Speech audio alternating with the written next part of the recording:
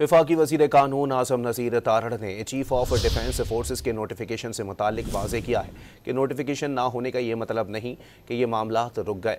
नई तरमीम के बाद इकट्ठी तैनाती का नोटिफिकेशन आएगा।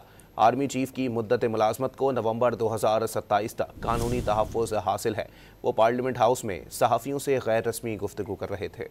नोटिफिकेशन एक इंस्टेंटली मैटर होता है, उससे कोई ऐसा इशू नहीं है कि कुछ चीज़ें रुक गई हैं या कुछ हो गया है।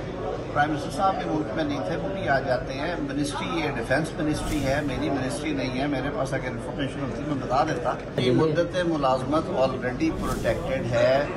3+2 जो एक दफ़ा पिछली दफ़ा तब्दीली आई थी उसकी वजह से वो नवंबर 27 तक ऑलरेडी है। अब जाहिर है ये नई अमेंडमेंट के बाद कुछ चीज़ें हैं जो उसमें एंसिलरी लेजिस्लेशन की गई और वो जो उनकी इकट्ठी तैनाती का एक और नोटिफिकेशन है वो आएगा। ये सारे एंसिलरी मैटर्स होते हैं, इनकी वजह से किसी किस्म का कोई डिस्कनेक्ट या कोई कानूनी कॉम्प्लिकेशन नहीं होती।